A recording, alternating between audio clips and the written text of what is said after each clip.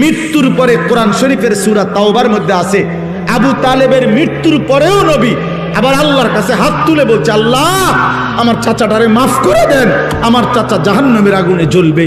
আল্লাহ আমি এটা মাইনা নিতে পারি না। আসমানওয়ালা আল্লাহ কোরআনের আয়াত নাজিল করছে, বন্ধু হাত নামান, আমি মাফ করব না। নামান হাত নামান, খোদার কসম এটা কোরআন শরীফের আয়াত। হাত নামান, আমি মাফ করব না রে বন্ধু। কার হাত নামাইছে? কার হাত বুঝছেন? কার হাত? আপনি বুঝছেন উনি কেডা? আপনি বুঝেন উনি কে? আল্লাহর কি হয় জানেন? কলজাটা, কলজা, ওই মালিকের কলজার টুকরা এটা। তিনি মাহবুব, তিনি হাবিব, এই কায়নাতে এর চাইতে প্রিয় ওনার কে? তো তার হাত নামাই দিছে বেটা, ওনার হাত নামাই দিছে। নামান, আপনি হাত নামান। আপনি কে?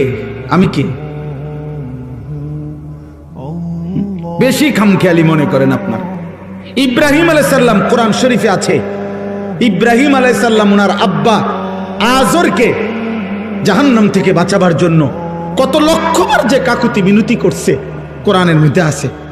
শত শতবার ইয়া আবাতি, ইয়া আবাতি, ইয়া আবাতি, ইয়া আবাতি কোরআন শরীফে আছে। আব্বা, এই আব্বা, এই আব্বা, আব্বা আপনি ইমান আনেন, ওই বাপ ইমান আনেন, বাপ ইমান আনেন, ইমান আনেন, ইমান আনেন। আপনার জাহান্নামের আযাব ধরে ফেলবে রে আব্বা, আপনি শয়তানের গোলামি করেন না রে আব্বা। এইভাবে বলছেন। আসমানওয়ালা বলছে, ইব্রাহিম খলিল হইতে পারো তুমি আমার, আমি তোমার বাপের হেদায়েত দেব না।